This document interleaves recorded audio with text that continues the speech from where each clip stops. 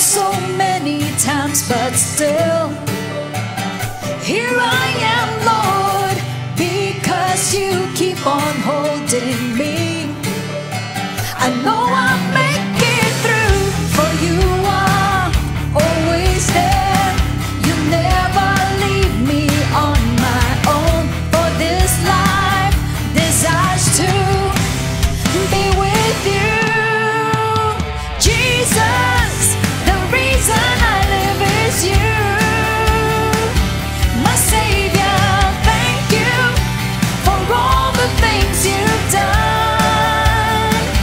I just can't help but give myself to you, for no one else but to you will I belong.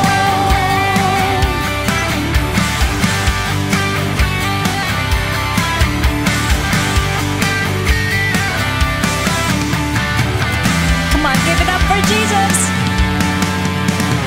I've failed so many times, but still here I am, Lord, because you keep on holding me. I know I'll make it through, for you are always there. You never leave me on my own, for this life desires to be with you. Jesus, the reason I live is you. You're my Savior, thank you for all the things you've done. I just can't help but give myself to you, for no one else but to you will I belong. I belong to Jesus.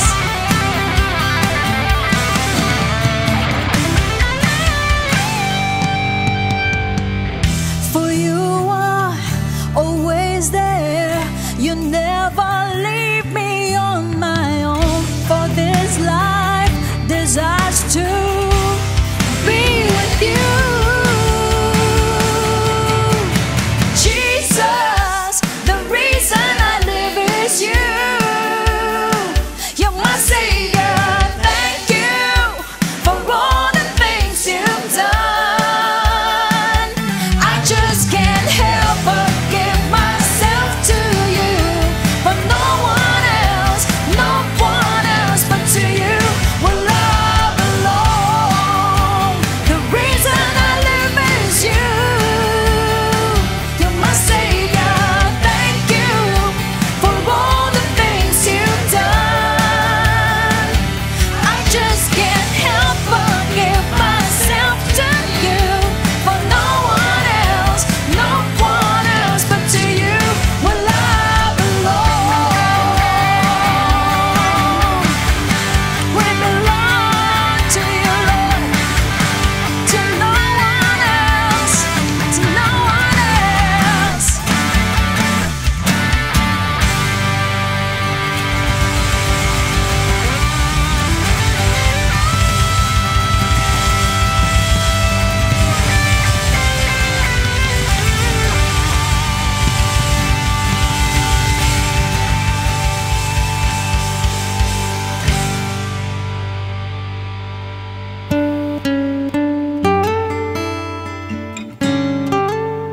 Patuloy ka naming pinupuri at sinasamba, aming Panginoon, mula sa aming mga puso.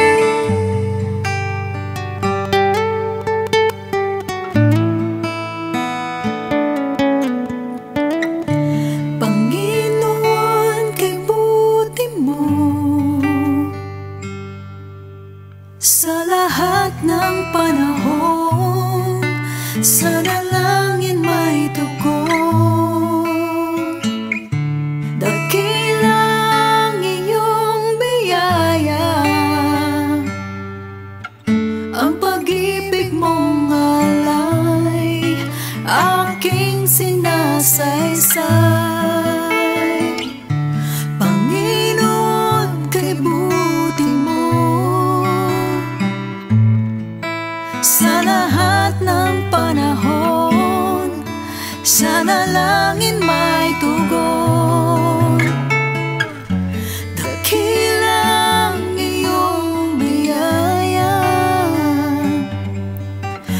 ang pag-ibig mong alay aking isasaysay.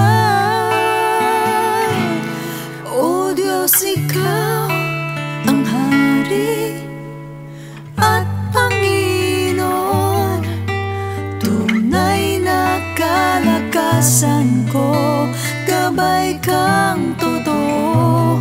Purihin ka, sambahin ka ng lahat ng nilalang. Panginoong Jesus, kay buti mo sa akin.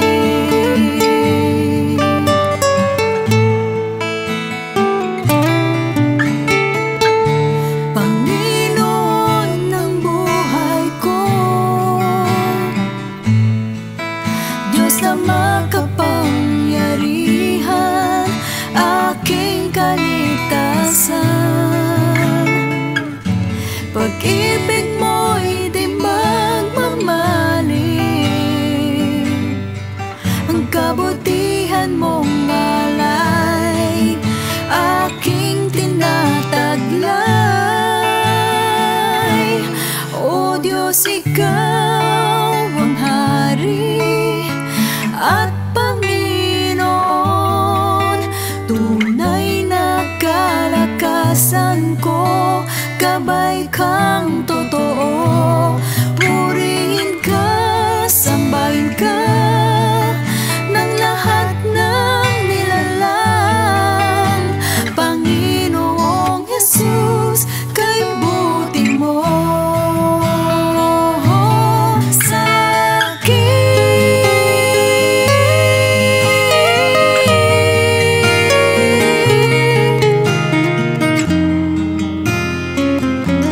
purihin ka aming Panginoon. Ang kabutihan mo di magbabago habang panahon. Salamat sa pag-ibig. O Diyos, Ikaw ang Hari at Panginoon, tunay na kalakasan ko, gabay kang totoo. Purihin ka, sambahin ka ng lahat ng nilalang. Panginoong Jesus, kay buti mo. O Diyos, Ikaw ang Hari at Panginoon, tunay na kalakasan ko, gabay kang totoo. Purihin ka, sambahin ka ng lahat ng nilalang. Panginoong Jesus, kay buti mo sa akin.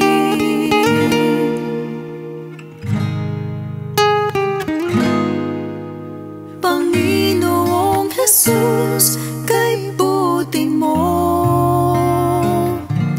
sa akin.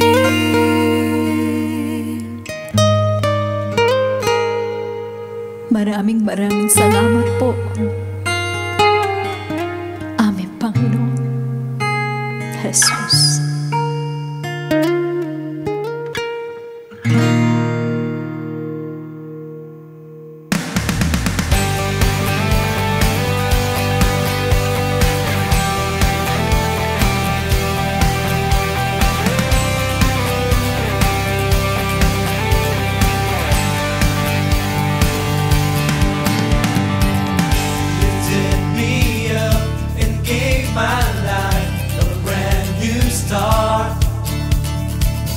Refresh my mind, and now I sing, I just can't stop.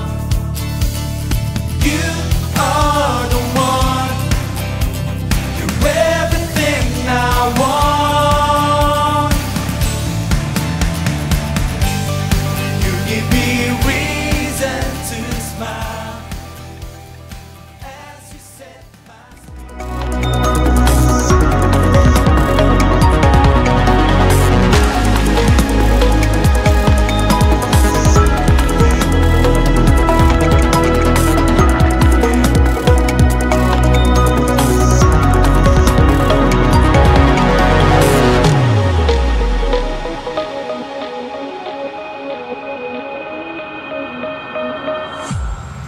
steady lang tayo. Basta tayo magpe-pray tayo kay Lord. Bahala siyang mag-ayos ng ating pamunuan, ng pamumuno ng ating mga leaders. And praise God, katulad ni Isaiah, kahit nakakaramdam siya ng maraming mga kaguluhan, nagpupuri pa rin sa Panginoon.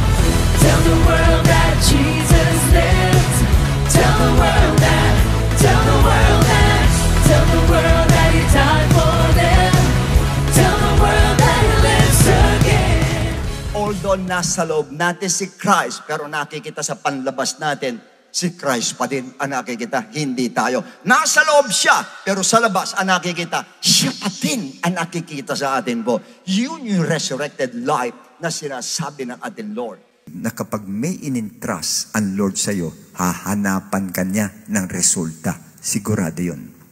Hahanapan ka niya ng resulta. Lahat tayo binigyan, hahanapan ka ng resulta doon sa binigay sa'yo ng Lord. Kung di naman po na magtagal at tayo po ay tawagin ng Panginoon, sama-sama po in paradise o mangyari po ang rapture, mga kapatid, kailangan employed na po yan, mga kapatid. Talaga utilize well na po sa kapurihan po ng Diyos. If we are willing to lay down every relationship, every comfort, every compromise, just come and say, Lord, I choose you above all.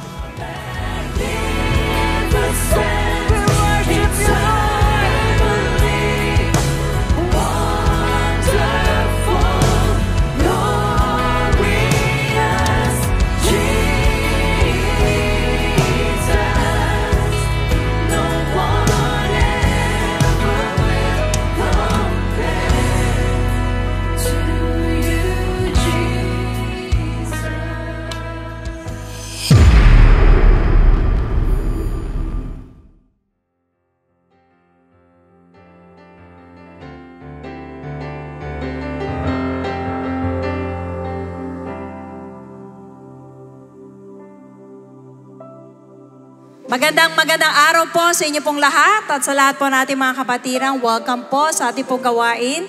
Lahat po na nasa mga Luzon, Visayas, Mindanao, na to God be the glory at mga international extension churches po natin. Ganyan din po sa lahat po na nakatunin at nakikiisa po na maghandog po sa ating Panginoon. At napakasaya na tayo po ay magkakasama at tayo po ay nagkakaroon ng binibigyan ng Lord ng lakas, ginigising sa umaga para makiisa sa gawain. So mga kapatid, welcome po muli sa ating pong Friends Again ng Jesus Christ. To God be the glory. Bigyang galang po natin ang salita ng Panginoon dito po sa Ephesians chapter 1 verses 22 to 23. And He put all things under His feet and gave Him to be head over all things to the church, which is His body. The church, which is His body. Katawan ng Panginoon ng Iglesia. And the fullness of Him who fills all in all. Ang church po, mga kapatid, in a Greek word, it says ecclesia. Na ang ibig sabihin ay assembly. Ito po ay pagsasama-sama, pagpupulong-pulong po ng mga believers o ng mga Kristiyano. As a matter of fact, hindi po yung building ang church. Kaya pagsasabihin po natin, pupunta ako sa church, hindi natin iisipin na pupunta ako sa Cuneta, sa Star Mall, sa Rizal Stadium, o sa Ninoy Aquino or Ultra. Dahil hindi po yung building ang church. Pagdating po sa perspective po ng Diyos, ang mga anak niyang sama-sama, dugtong-dugtong, nagkakaisa, sumasamba, nagpapasalamat, nakikinig ng salita ng Diyos, nananalaytay sa kanila ang pag-ibig at sinasaliksik ang kanilang mga puso, nagre-repent sa Panginoon dahil naalala mo nitong nakaraang linggo, tila baga parang nagalit ka o meron kang kinasama ng loob o nagkaroon ka ng sala at pupunta ka sa iglesia at alam mo ang matatagpuan mo ay ang dakilang presensya ng Panginoon. We come to the church not thinking that I'm gonna do church. Gagawin ko ang tungkulin sa church. Hindi po. We come to the church, inisip natin, I will be the church. Ako yung church.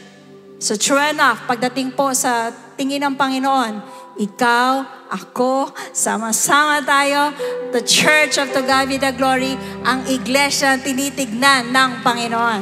Kaya wag natin alintana ang init, o kung bago tayo pumunta dito, merong nagpasakit ng ulo natin, o may nararamdaman ka, alisin mo na natin yan. Ibigay po muna natin ang pinakamainam, the best na pagpupuri natin sa Panginoon.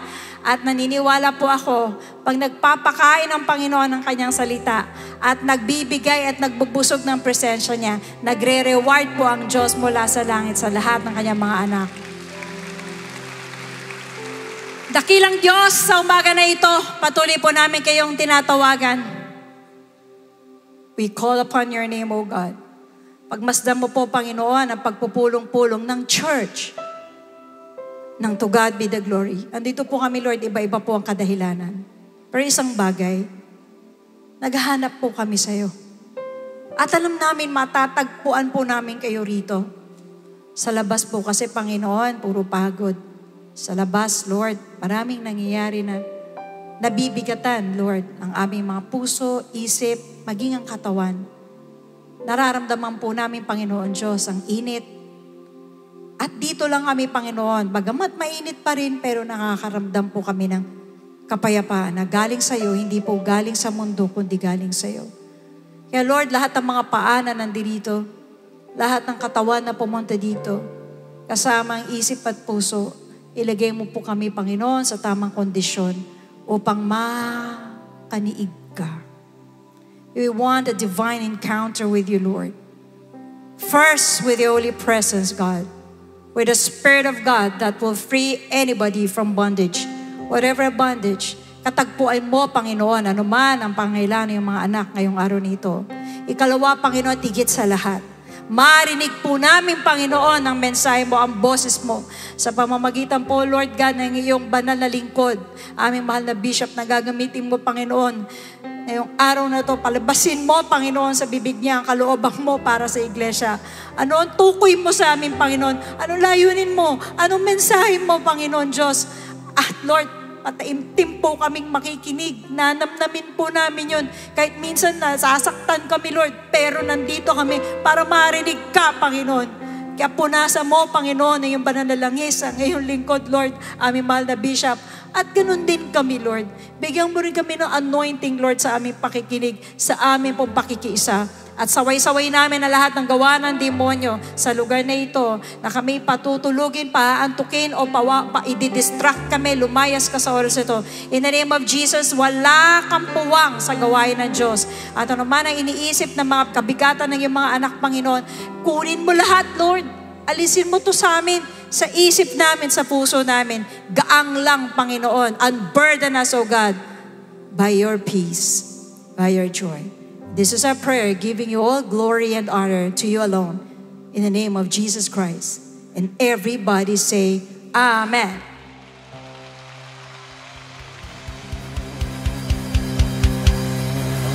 We praise you, Lord Jesus.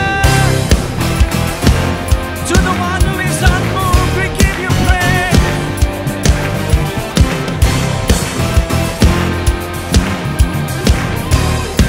Mount St. Church. You are the unmoved mover, the beauty light of my soul.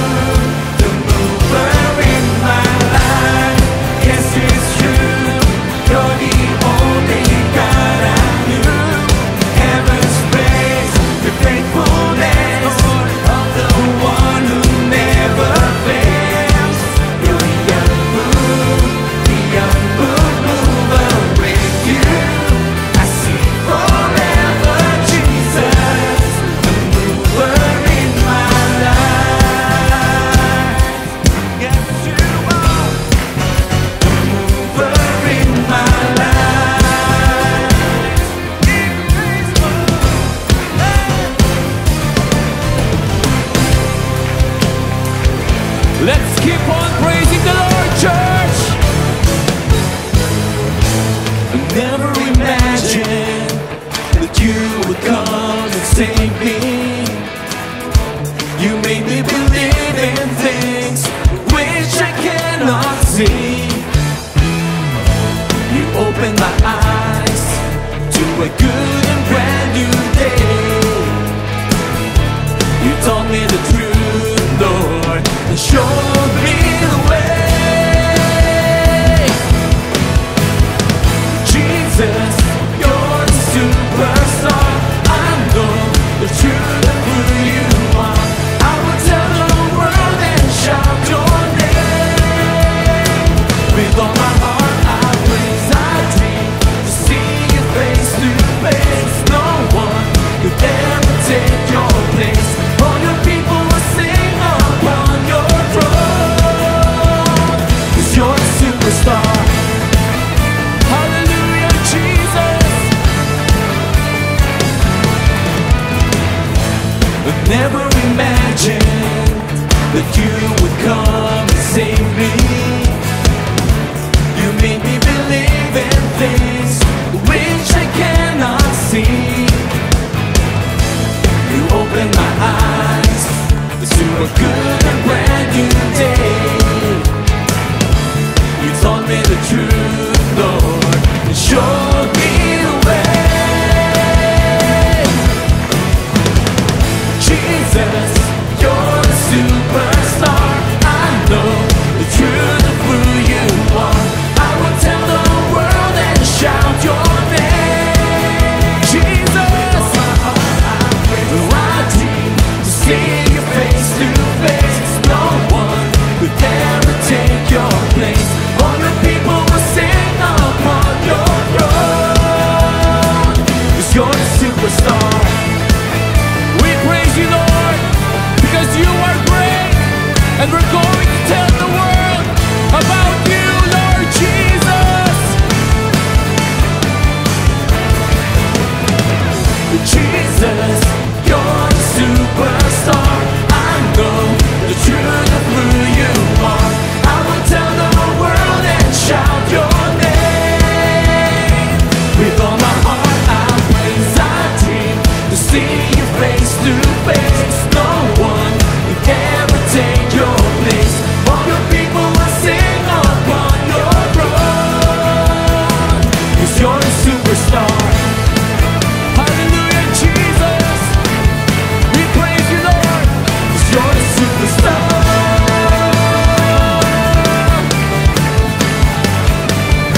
'Cause you're the superstar.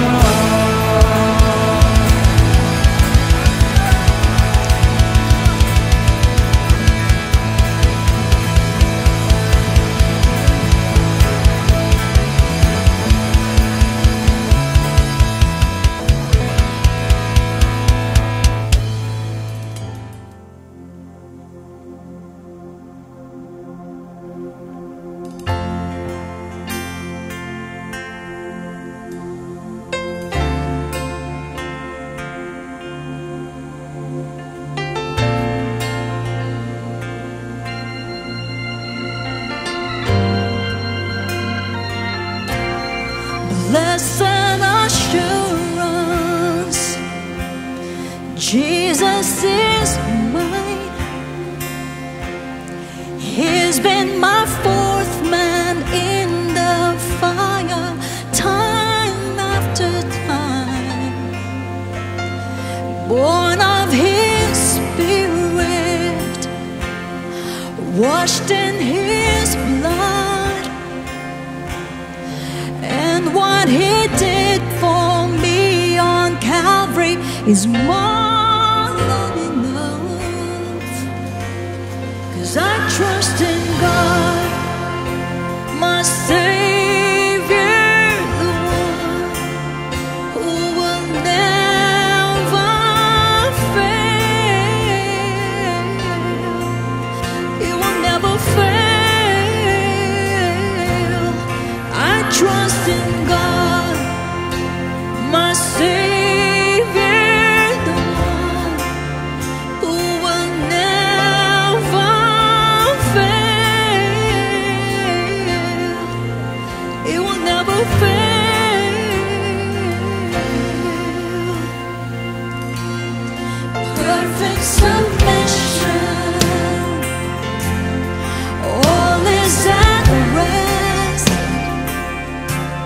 'Cause I know the author of tomorrow has ordered my steps. So this is my story. This is my song. I'm praising my risen King and Savior all the day long. And I trust in God, my Savior, the one who will never fail. He will never fail.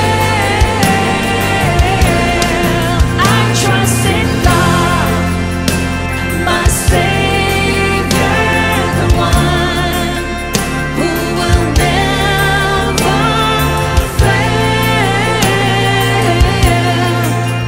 He will never fail.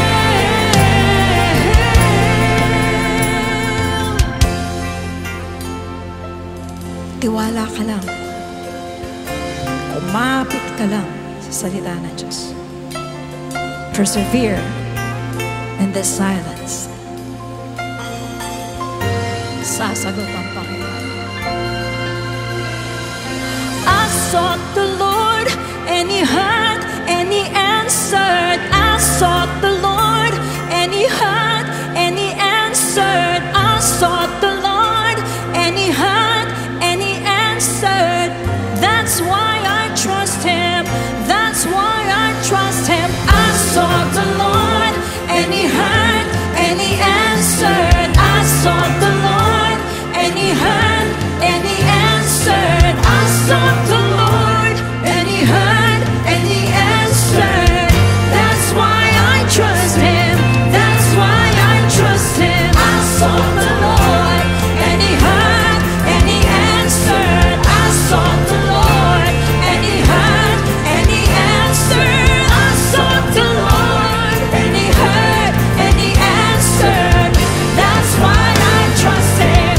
That's why I trust Him. I sought the Lord, and He heard, and He answered. I sought the Lord, and He heard, and He answered. I sought the Lord, and He heard, and He answered.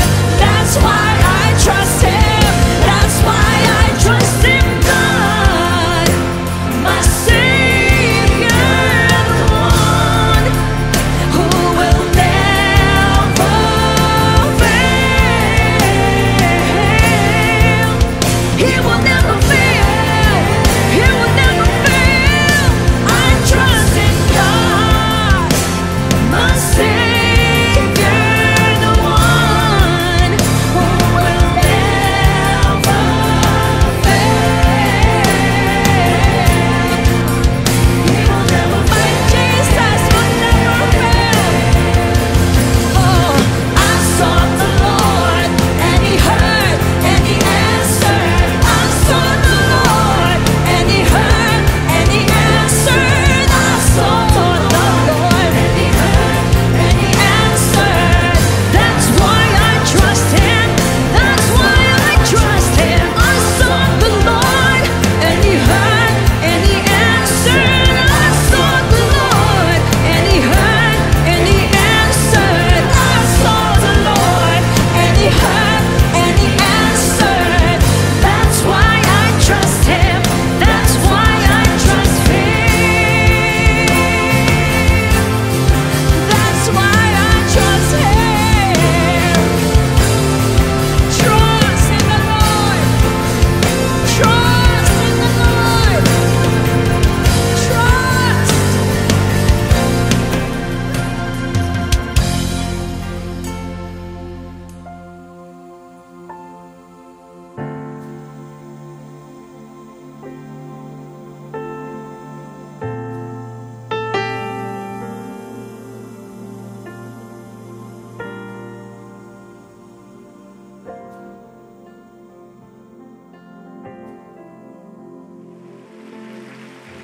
Okay, purihin ng Diyos, mga kapatid. At salamat po sapagkat Sunday naman ngayon, kaya magkakasama po ulit tayo. Salamat at nakasama ko ulit kayo. Ako nakasama ninyo. Lahat tayo nagkasama-sama. Kaya sama-sama tayo makikinig ng Word of God. Sa araw pong ito, mag-start po tayo natin series po about discipleship.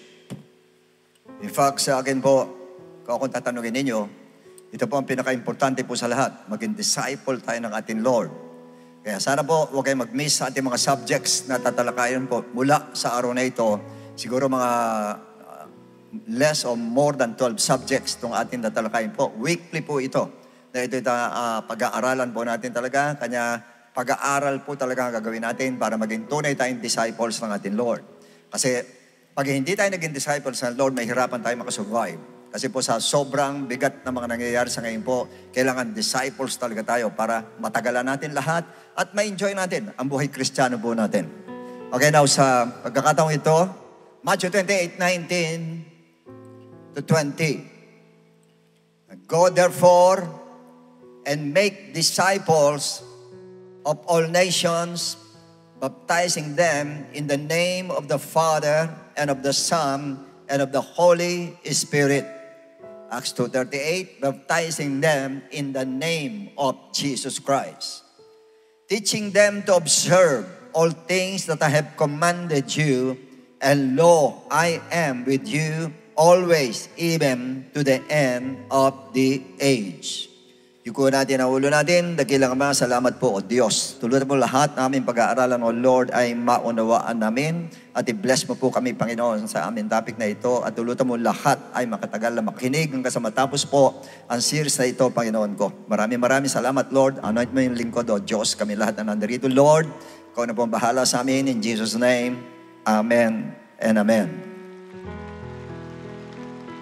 Our subject today is entitled, Make Them My Disciples, Part 1. Okay, now, in the book of Matthew 28:19, Jesus said, Go therefore and make disciples of all nations, baptizing them in the name of the Father and of the Son and of the Holy Spirit. Now, Jesus Christ target is to make disciples of all nations. Lahat ng tao, if possible, gusto niya maging disciple niya. He did not say make them Christians or make them believers. Why? Because you can be a Christian or a believer but not a disciple of Christ. At yan ang marami sa mga churches sa ngayon po, all over the world. They are called Christians and believers, but they are not disciples of Christ. As a matter of fact, there are some members of the church in the New Testament who are called carnal Christians, or baby or immature Christians. That's why surely they were not disciples of Christ. Now the Lord Jesus Christ said, make them my disciples. Take note the word make. Meaning, dadaan po sa process of being a disciple. In what way? Matthew 28:19, Go ye, therefore, and make disciples of all nations, baptizing them in the name of the Father and of the Son and of the Holy Spirit. Verse 20, teaching them to obey, to observe all things that I have commanded you, and lo, I am with you always, even to the end of the age. Amen.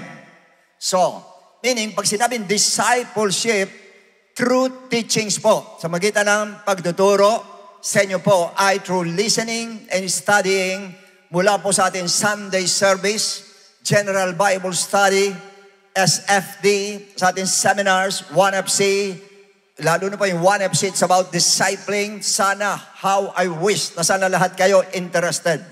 Ang 1FC natin po ay isang program na binigay ng Lord sa atin about discipleship para lahat tayo ay maging tunay na disciple ng ating Lord. Doon po tuturuan kayo maging disciple at maging discipler. Kaya napakahalaga po sa atin bilang Kristiyano. Sana po, every Sunday, andyan tayo. Every GBS, manood tayo. SFD, manood tayo. Seminars, iba pa, 1FC, nandun dapat tayo po. But many or some maybe are not interested. Why? Yan ang tanong. Because of wrong motive of listening and studying the Word of God. Because majority are listening, nakikinig po tayo para malaman kung ano makukuha natin sa Diyos. Ano magiging benefits natin sa pagkikinig natin sa Lord. Para nang sa ganun ay gumaan ang buhay natin o magkaroon ng comfort, para maging masaya, para pagpalain, para gumaling sa karamdaman, healing, nandiyan dyan, miracles. They are all good motives. Maganda po lahat yun. But there's more excellent reason or intention in listening and studying the Word of God. And that is to become a real disciple of Christ, which is the main purpose of Christ's teachings. Yun mismo ang pinakasentro po ng teaching ng ating Lord. Para gawing disciple po tayo. That's why the result is many are just believers but not yet a disciple of Christ. Why? They didn't get the main intention or goal or aim of Christ for us in listening and studying the Word of the living God. Now, in fact, the Lord Jesus Christ said in Matthew 11:29, "Take my yoke upon you and learn from me. Learn from me, for I am gentle and lowly in heart, and you will find rest for your souls." Ang sabi ng Lord, take my yoke upon you and learn from me. Now, learn from me, but the question is, learn about what? Yun ang tanong. Ano ang atin dapat matutunan sa Lord? Yung mga bagay na malalalim sa Bible, hindi po yun ang ibig sabihin ng Lord. Learn from me, know about me, know about my will. Ano ang aking kalooban?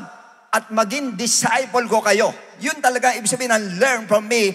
Pag-aralan natin paano tayo magiging disciple ng Lord na nakakasunod tayo sa kanyang mga utos po.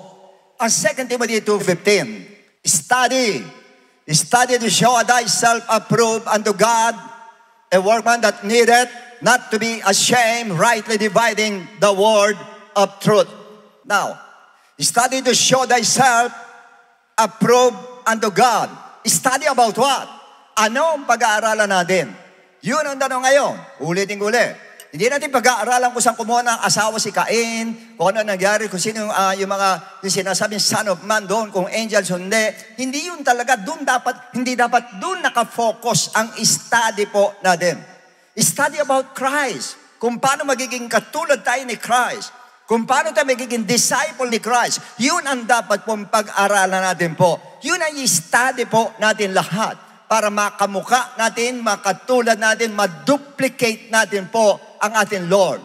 Now, one of the reasons why the Lord Jesus Christ wants to be His disciples, tayong lahat na nandirito, it's because in this world, there is a huge number of different kinds of disciples, such as disciples of Satan. Meron po, 2 Corinthians 11:14-15. And no wonder for Satan himself transform himself into an angel of light. And therefore, it is no great thing in his ministers. If his ministers, may ministro po si Satan. May mga ministro siya, or transform themselves into ministers of righteousness, whose end will be according to their works. In other words, ito po ay mga disciples ni Satan po. Wala ibang ginawa kundi magkalat po ng kasamaan sa world. And second is about the disciples of money. Lovers of money. Tagasunod sa pera po. 2 Timothy 3:2. People will be lovers of money. And number 3 is disciples of their own lust. In 1 John 2:16. Ang sabi ng Bible, like the world is the lust of the flesh, the lust of the eyes, and the pride of life. Yun po ang nandoon at maraming sumusunod sa lust of the flesh. And God wanted to reduce, mabawasan po. Even some of them, mabawasan man lang. As what Paul said in 1 Corinthians 9:22. To the weak I became a weak, that I might win the weak. I have become all things to all men, that I might by all means save some, at iba sila maging disciples. Yun ibig sabihin po ni Paul. Kanya ginawa nila lahat, Lumebel siya sa lahat talaga para maging disciple lang yung ilan sa kanila.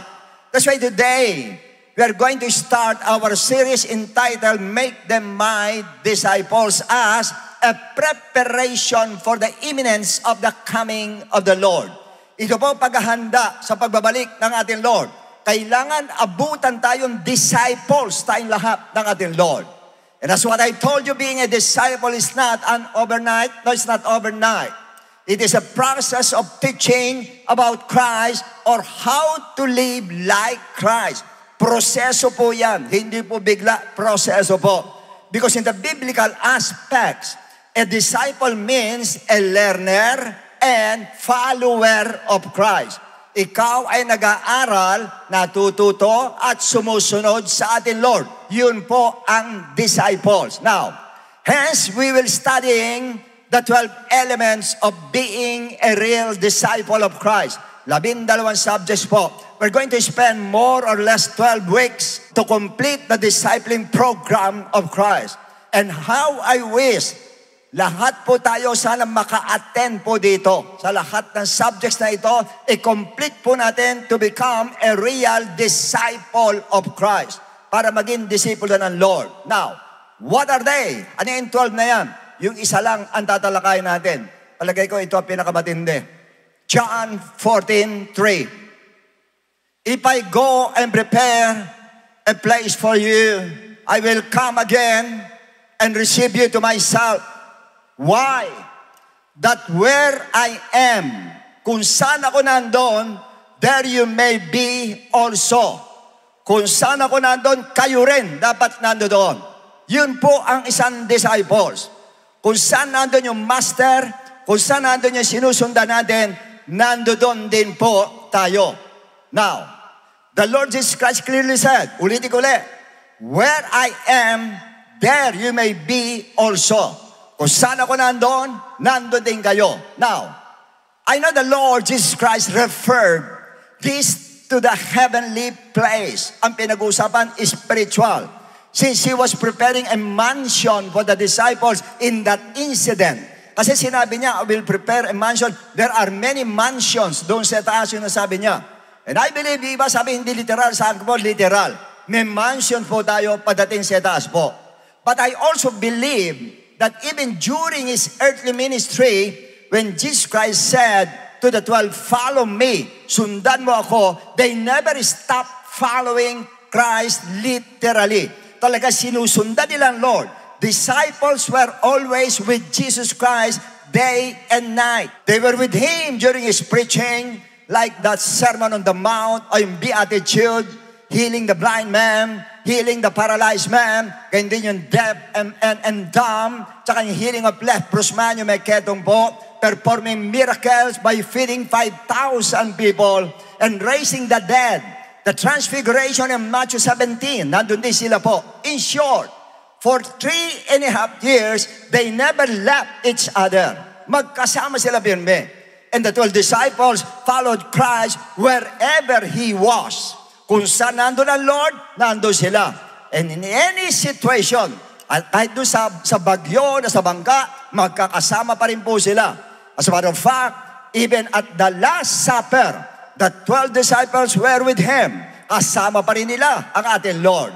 Now, even up to Gethsemane, kasama pa rin sila.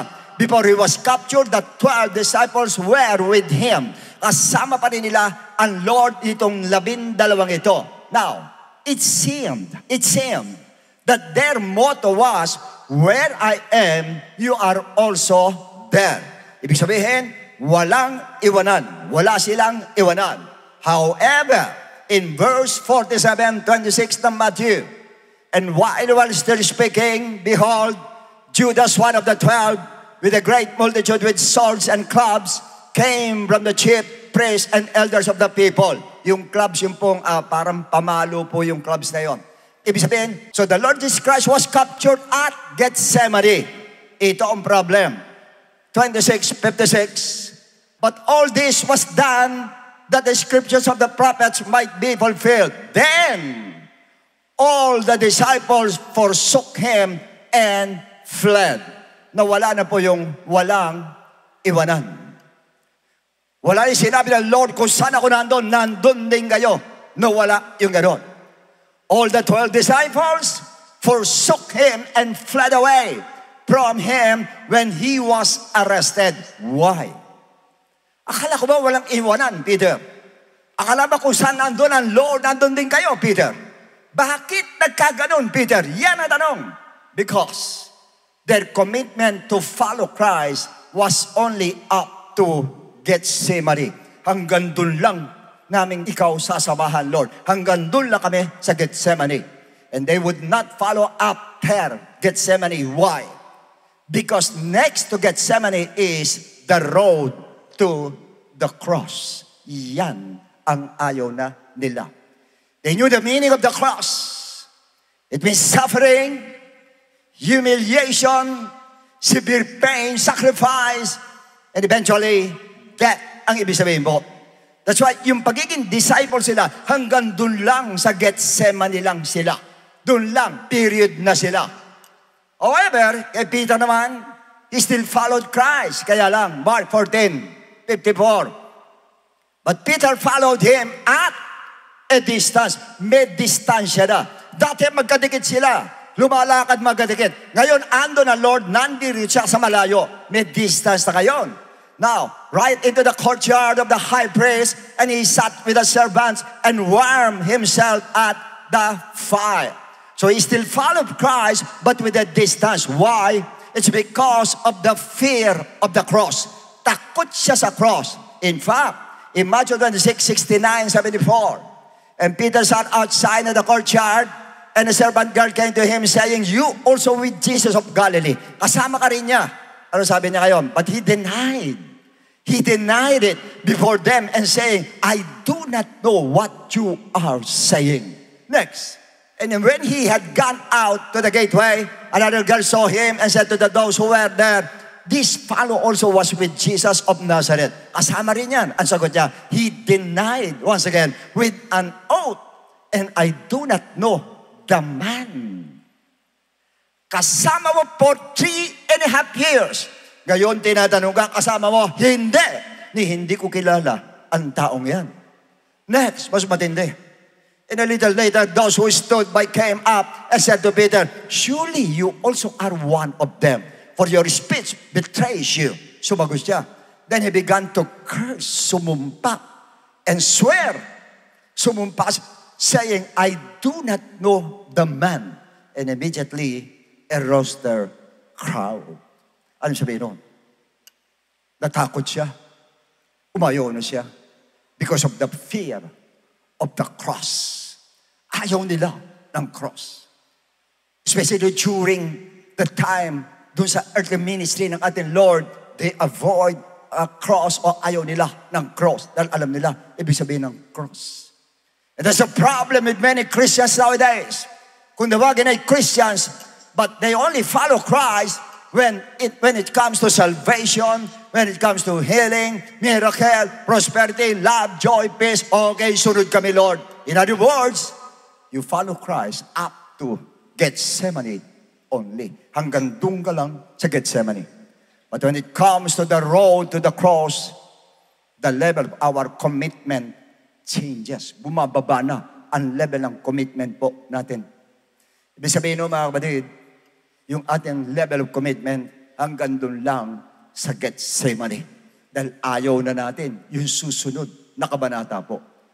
Ayaw nangyayari, I will follow you, Lord, but only at a distance. May distansya. Kaya marami sumusunod sa Lord ngayon, may distansya. Reserve sila pagdating sa Lord.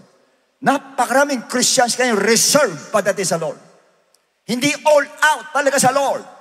Hindi bigay talaga yung buhay sa Lord. May reserve sila pagdating sa Lord, pagdating sa paglalingkod sa Lord. Sisimba? Oh yes, no problem.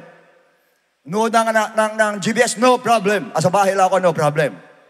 Pagdating sa ministry, pak! Ayaw na. Reserve na. Why? May cross yan. Aminin natin. To all of you who are serving God, may cross pagdating sa ministry. Ayaw natin. Ayaw natin, pagdating mga events, attend tayo. Minsan meron tayong mga team building, iba hindi uma-attend. Why? One day yan, o overnight yan. Wala na. Hindi natin po. Reserve na po tayo. Fasting tayo once a month. Hindi pwede. Iiwan ko yung trabaho ko, hindi ubra. Out of 5,000, kung di ako nagkakamali, mahigit pa tayo rito po. Ilan lang nagpa-fasting? 700, 800. Where are those thousands of people? Nasaan na? Wala na. Why? They followed Christ only hanggang doon lang sa up to Gethsemane lang po. Hanggang doon lang sa parte nyo. Ayaw nilang mag-extend ng level of commitment. Kasi ayaw nila ng pain, ayaw ng suffering, ayaw ng sacrifice, ayaw ng word na sacrifice. Ayaw, at ayaw ba? It couldn't be so. Hindi po uubra. Why? Matthew 16:24. Then Jesus said to his disciple, if anyone desires, take note the word desires, to come after me, let him deny himself and take up his cross and follow me. If you want to be a disciple of Christ, and you must be a disciple of Christ first. Sabi ng Lord, anyone who desires to follow me, sa New King James, sa NIV, if you want to be my disciples, doon tayo sa, if you desire to follow me. In other words, ang pagsunod sa Lord po, nandun dapat yung desire mo na maging disciple, desire mo na sumunod sa Kanya at your own free will, na talagang gusto mo sumunod, hindi ka pinilit talaga. Yun po ang nagiging tunay na disciples. Hindi tinulak, gusto ko maging disciple ng Lord. And second, deny yourself. What does Christ mean to deny yourself? To deny yourself means, number one, to deny our selfish desires, selfish interests, and selfish ambitions. Or, to deny anything that might hinder your call to discipleship. Ano man yung makakapigil sa pagiging disciple mo, maging ambition mo yan, desire mo yan, ay kaya mong i-deny alang-alang sa pagiging disciple mo. Dapat kaya mo, my friend. Dapat kaya mo. Kasi hindi ka magiging disciple unless you know how to deny all those things that hinders your call to discipleship. Hindi mo magagawa pag gano'n. Kailangan kaya mo para masabing disciple ka. As a matter of fact, marami sa atin dito nasusubukan ka, matalas ka nasusubukan. Ang problem, pirmi kang bumabagsak nang hindi mo alam. Akala mo okay sa Lord, hindi mo alam. As a disciple of Christ, hindi okay sa Lord yan. And second, to deny yourself means put God's will and purpose above our own will and our own purpose in life. Ibig sabihin po, ng deny yourself, ito purpose ng Lord, ito purpose mo, hindi pwedeng doon ang purpose mo, doon ang will mo, dito purpose ng Lord, dito will ng Lord, hindi pwede. Ganun, pirme. Ito will ng Lord para sa'yo, itong purpose ng Lord para sa'yo, itong will mo, itong purpose mo, nasa ilalim lang. At kung ito'y nakakahadlang dito sa purpose ng Lord, i-eliminate mo ito sa ayaw mo, sa gusto mo, para maging disciple ka ng ating Panginoon. And most of all, pag sinabing deny yourself, you're willing to give up things that are important to us. For the sake of following Christ, kaya mo i-give up. Kaya yung pinaka-importante na sa'yo, kaya mo i-give up yan. Alang-alang sa ating Lord. Yun po ang tunay na disciple ng ating Lord. In short, no matter what, you will stand for Christ and not compromise your faith for anything else. Yun ang disciples ng ating Lord. Walang makakahadlang. Kasi sinabi ng Lord, upon this rock, Peter, I will build my church, and even the gates of hell shall not prevail against it. Imagine that. Kahit daw yung gates of hell, gates, plural ang ginamit, gates of hell, hindi makakapigil pagdating sa Church of God, pagdating sa pagiging disciple mo. Dapat ganun. That's the problem with Peter. Since he was not able to deny himself, he denied Christ. Yun na yan. Hindi ko ma-deny sarili ko. Si Christ ay di-deny ko. 3 times dinenied niya ang ating Lord. In fact, once you are not able to deny yourself, surely you will deny Christ. Sigurado yun. Pag hindi mo kayang i-deny yung sarili mo. At yung mga sinabi ko sa inyo kanina. Siguro sabi ni iba, ba't kaya ako naka-attend pa ngayon? Mabuti nga, umattend ka. Kung di ka umattend, di mo malalaman ito. Attend ka lang ng attend, di mo alam, may pala disciple ng Lord. Pangatlo, di ba pinakamatindi?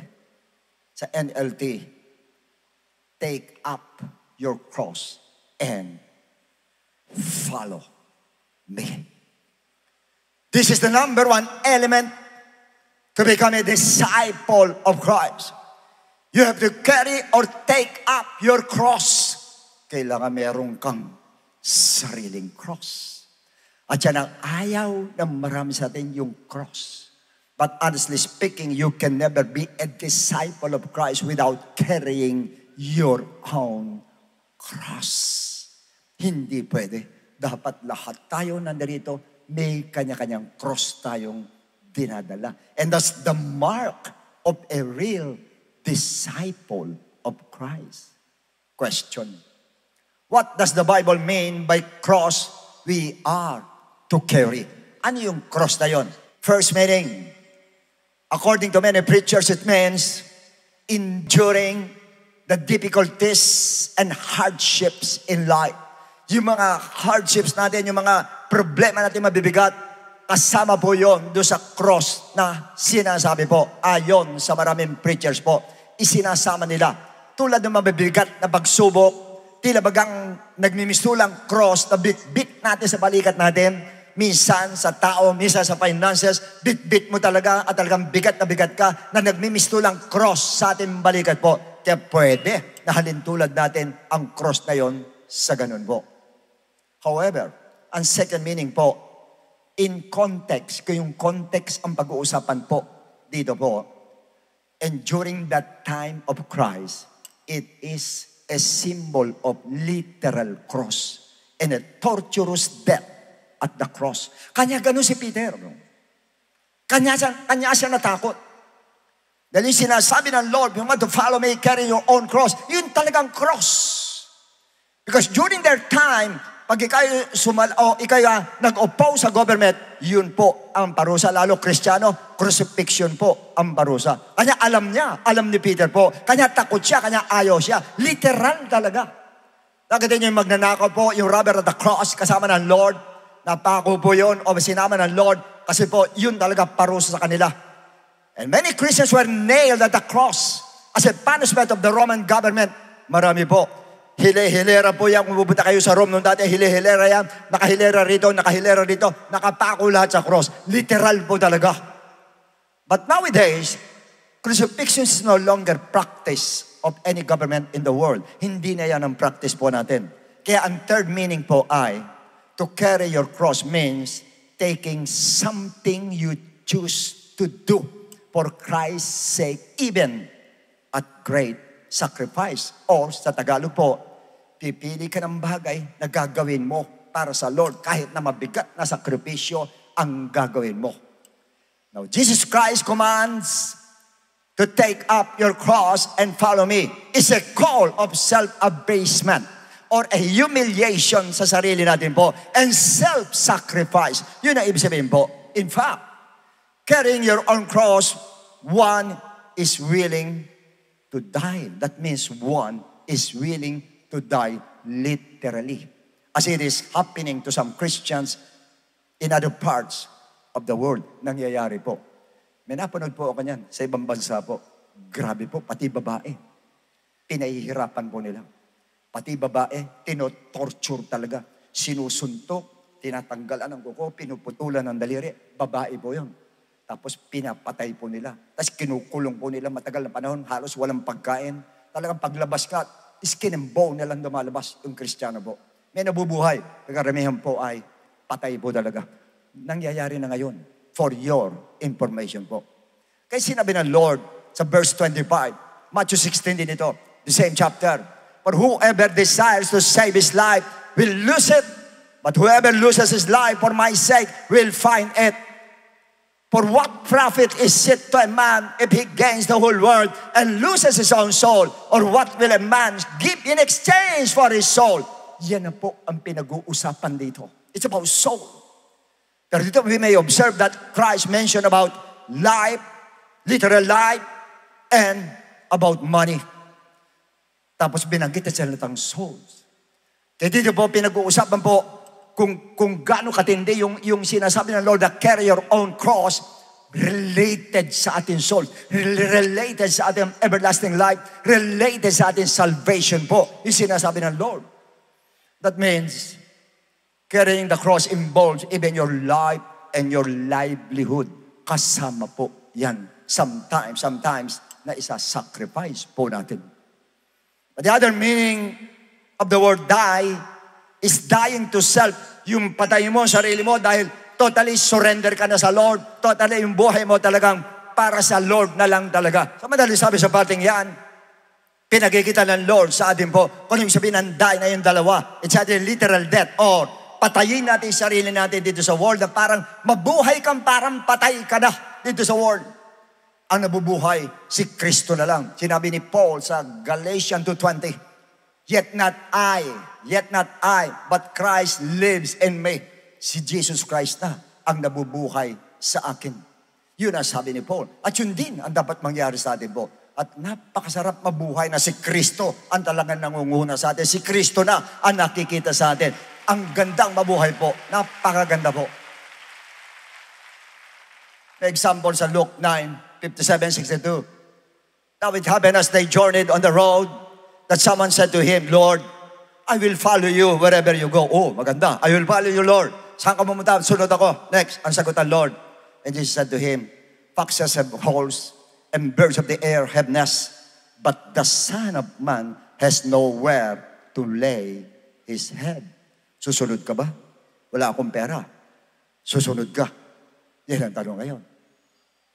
Natigilan yung lalaki po. Natigilan siya. Yung sinabi ng Lord, akala niya kasi pag sumunod sa Lord, pirmi ka may pera, pirmi ka abundansya, pirmi kang okay, pirmi magandang buhay mo, pirmi ka nasa red carpet. Hindi yun ang sinabi ng Lord. Buti pa yung mga foxes, meron silang lungga eh. Ako, minsan wala ako matirahan. Susunod ka ba sa akin? Wala naman ako matitirahan. Pangalawa. And then he said to another, follow me. But he said, Lord, let me first go and bury my father. Ililibing ko lang yung tatay ko. Ano sagot ng Lord? Let the dead bury their own dead. Ano sabihin nun? Pag sumunod ka sa akin, walang kamag-anak dito.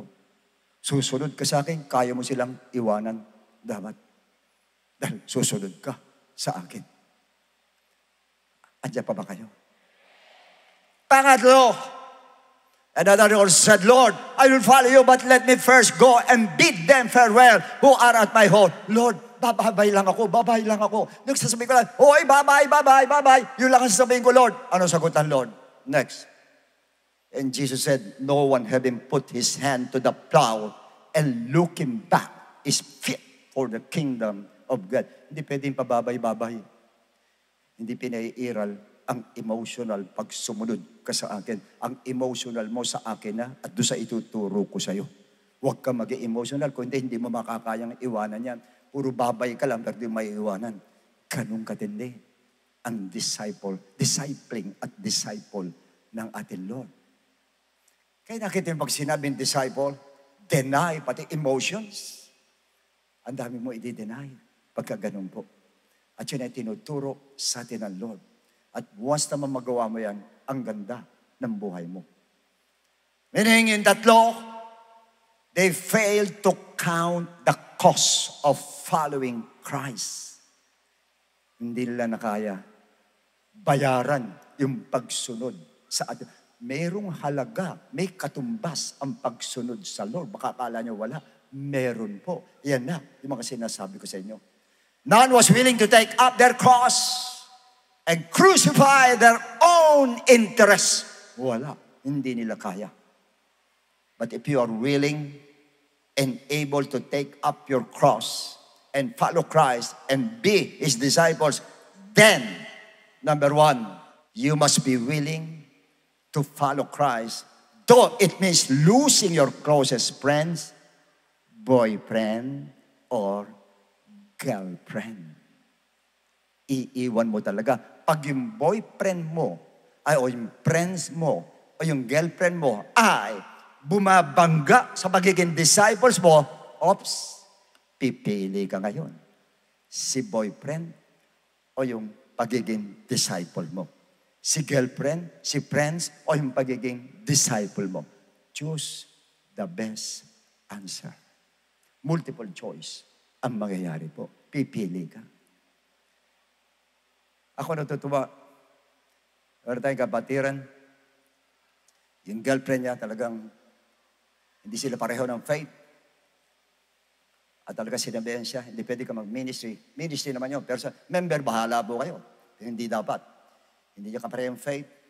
Sinabi, hindi pwede yung ganon. Ano ginawa niya? Iniwan niya. Yung girlfriend niya. Disciple po ito. Pagkaganyan. Hindi niya pinagpalit yung ministry niya doon sa girlfriend niya. At wag na wag kayong magkakamali sa ganyan. Napipiliin mo yung girlfriend mo, pipiliin mo yung boyfriend mo kasi gwapo to, kaya ito pipiliin ko. Magugulat ka dyan sa gwapo niya, hindi mo makakatuluyan niya. Why? Hindi ka naging tunay na disciple sa atin, Lord. Kaya sabi ko sa inyo, huwag kayong matakot sa Lord eh. Huwag kayong matakot sa Lord. Hindi mo lang alam, iwan mo yung boyfriend, si gwapo, iwan mo siya. Ay, iniwan, nakita ng Lord na ginawa mo yon. Magugulat ka, si gwapo, mako-convert eh. Tapos si gwapo tatanggap sa Lord, si gwapo pababaptay. Si gwapo magiging preacher pa eh. Kaso takot tayo eh. Hindi mawawala siya. Hindi ko kaya. Mas lalong hindi mo makakaya pag nawala sa'yo si Jesus. Tandaan po natin. Kaya, kung gusto mong maging disciples, dapat willing ka na isacrifice. Yan tatlong yan kung hahadlang sa pagiging disciple mo. Alam niyo ito, tinuturo ko ito. Malabo ito sa mga kabataan. Pero wala akong magawa, mga kabataan. Ngayon pa lang, matuto na kayo ng ganito. Ito mga kabataan, matuto na kayo ng ganito. Pati kayo mga magulang, mga anak nyo, turuan nyo na maging disciple talaga, yung anak nyo. Kung mahal ninyo mga anak ninyo, ganyan yung disciple ang mga anak ninyo para makasiguro kayo talaga sa kaligtasan ng anak po natin. Para makasiguro tayo. Dapat nga, bata pa lang, apo pa lang, tinuturuan na. Kaya ako natutuwa, minsan mga anak ng mga bata, mga apo ng mga kapatid natin, mga bata pa, nakakita ko sa Facebook, nagpe-praising sa Lord, natutuwa ako, tinuturuan nila bata pa. Dapat, tinuturuan maging disciple talaga ng ating Lord. Para paglaki niyan, talagang disciple yan, at balik mo yan, disciple pa rin ang Lord yan. Kasi that is the best thing that you can do nowadays. Wala nang iba. Yung kumapit ka talaga sa Lord, maging tagasunod ka ng Lord, maging learner ka ng Lord, at sinusundan mo ang Lord. Yan na lang po, wala nang iba. Walang pagalingan ngayon, walang magaling ngayon. Yung mga magaling ngayon, walang magawa.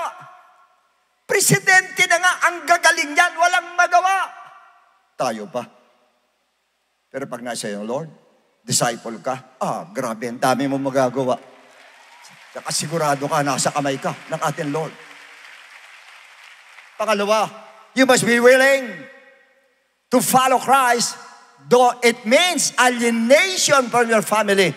Kahit na merong paghihiwalay sa family, wala tayong magagawa po. Tatayuan mo ang pananampalataya mo. Meron tayong kapatiran ng araw. Ayaw pagsimbahin ng asawa. Alam mo ginawa ng asawa? Kumuha na itak. Doon sa pinto. Sunday doon sa pinto pumesto. Sige, magsimba ka, tatagain kita. Yun ang sabi sa kanya. Ano si ginawa ng babaeng kapatiran? Saan ba yung kapatiran? Ganun ba? Wala ma ako. Sige, tagain mo ako. Dumiretso siya. Hindi siya nataga. Why? Tinayuan niya ang pagiging disciple niya. At yung asawa niya, kung di ako nagkamali, na-convert. Yung asawa niya. Na-convert. Sabi ko sa inyo alisin niyo yung takot na maging disciples. Naisin ninyo ang maging disciples. At makikita niyo kung doon nyo may enjoy ang buhay despite of the fact na ganyan na nangyayari ngayon sa world, talagang chaos ang world ngayon, pero ikaw masaya ka, may peace of mind ka. Why? Disciple ka ng Lord.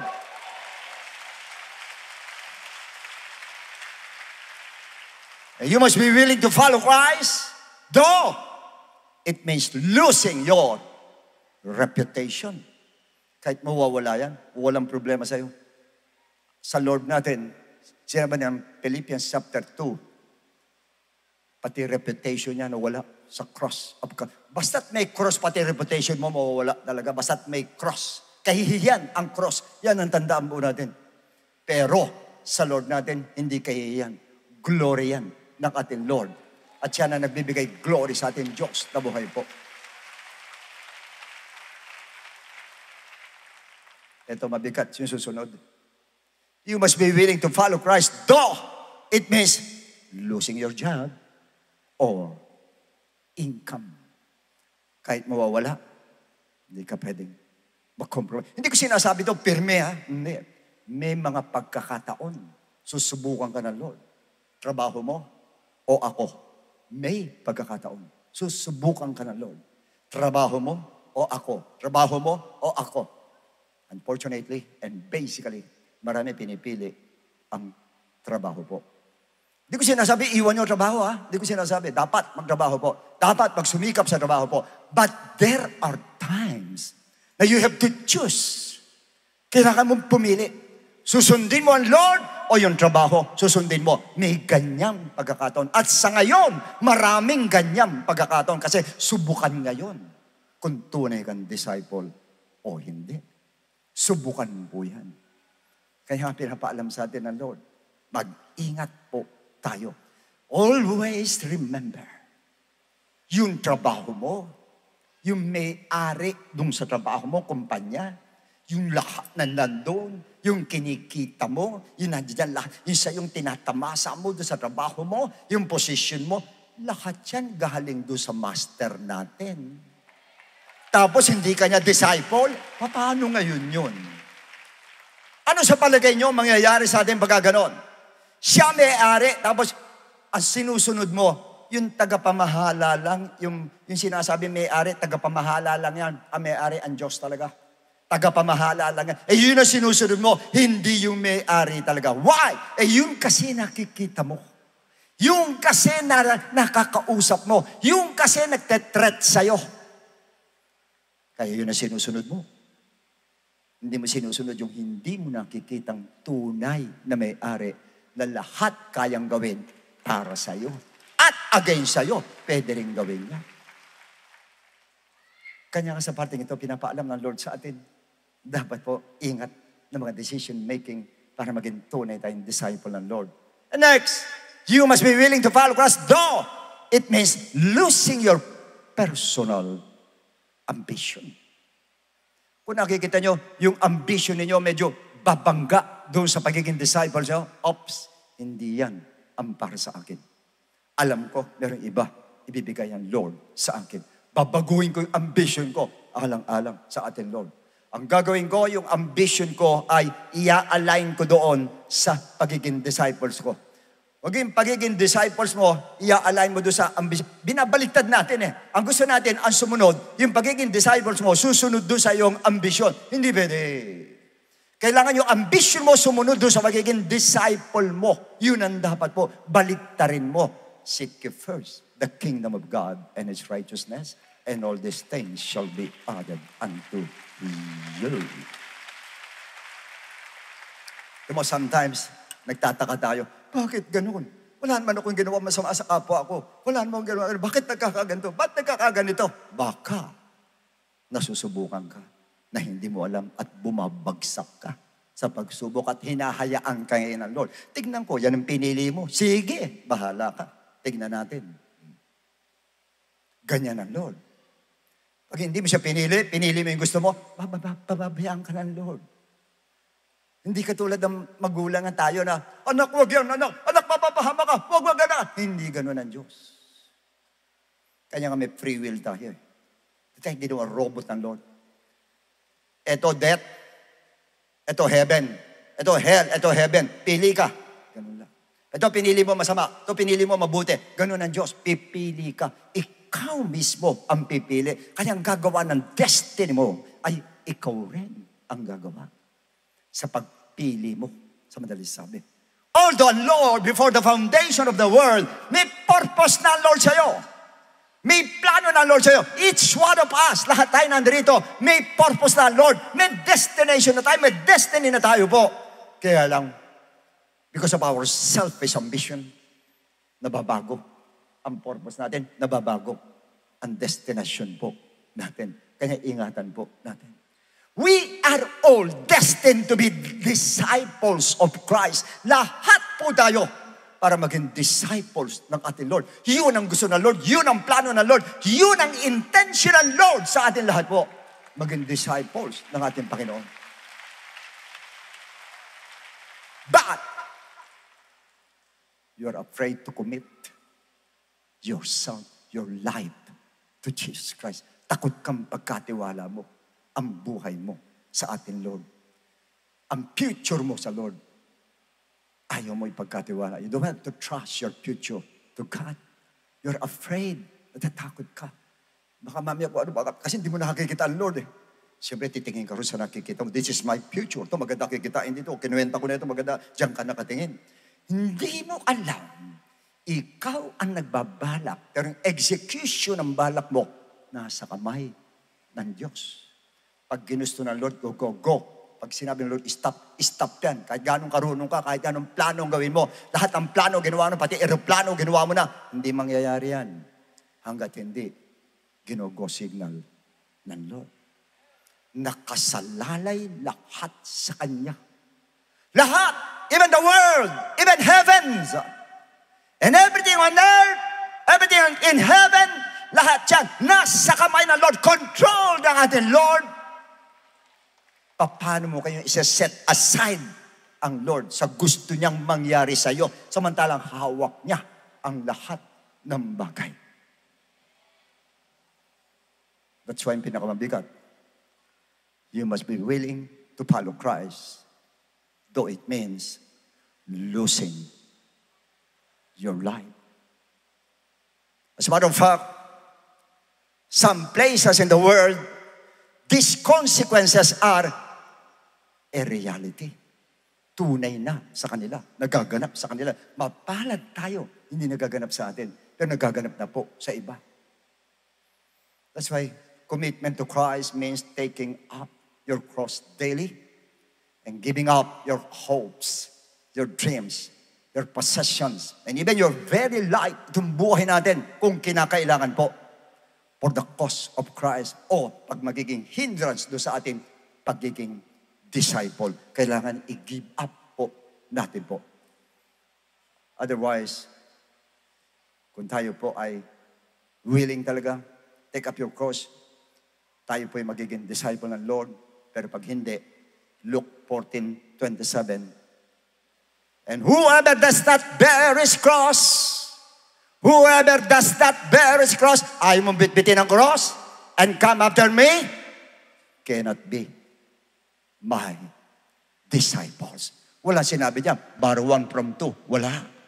You can never be a disciple of Christ without carrying your own cross. But, do not be afraid. Huwag kayong matakot about the cross that we are about to carry. Huwag kayong matakot. Why? I'm going to tell you the difference between the cross of Christ and the cross that we are about or we must carry. Ano yung binibitbit natin cross? Ano yung cross na binibitbit ng ating Lord? First, the cross of Christ. The cross of Christ is so heavy. Napakabigat. Because it's about the cross of sin. Yung lahat ng sin sa buong mundo po, ipinatong sa Kanya doon sa cross na yun. Kanya ang bigat. Hindi niya kasalanan. Kasalanan niya, pero nando doon, Kanya bigat siya. As a matter of fact, Kanya sinabi niya, my God, why hast thou forsaken me?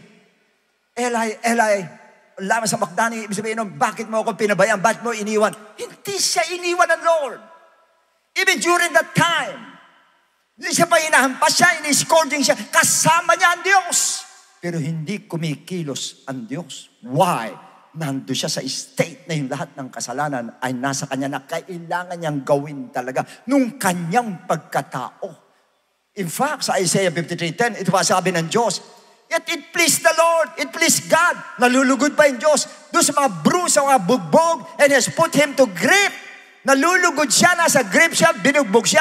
When you make his soul an offering for sin, he shall see his sin, he shall prolong his days, and the pleasure of the Lord shall prosper in his hand.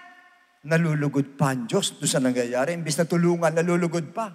Hindi niya tinulungan niya kanyang pagkatao. Kasi kailangan talaga niya mag-sacrifice, alang-alang sa din lahat. Kaya kailangan bitbitin niya ang cross na yon. Kanya mabigat, matindi. Severe ang bigat. Severe ang pain. While our cross is just to prove that we are a disciple of Christ. That's why this Peter who denied Christ 3 times because of his commitment only up to Gethsemane, hanggang doon lang sa Gethsemane ang kanyang level of commitment, was able to extend his commitment to the highest level. Naitaas niya. Why? Yan ang tanong. Matthew 28:19, 20. Go therefore and make disciples of all nations, baptizing them, Father, Son, Holy Spirit. Next. Teaching them to observe all things that I have commanded you. And, lo, I am with you always. I am with you always, even to the end of the age. Hindi ko kayo iiwanan. Kahit bit-bit mo yung cross, hindi ko kayo iiwanan. Yan ang pangako ng Lord. Nakatapos sinabi niya, 1 Peter 5:7, casting all your cares upon, yung mga kabigan na bibigatan ka, bigay mo na sa akin yung bigat. Yung sinasabi ng Lord. John 14:16, and I will pray the Father, and He will give you another helper. May helper na eh. Kanya nakayanan ni Peter. Noong una, wala yung Holy Ghost, hindi niya nakayanan. Pero nung bumaba na Holy Ghost, grabe, siya unang tumayo, siya unang sumabak ng preaching talaga doon. Pinakita niya ang disciple siya, hindi na siya natakot. Yung kinatatakutan niya, hindi niya kinatakutan. Why? Naramdaman niya, may helper siya.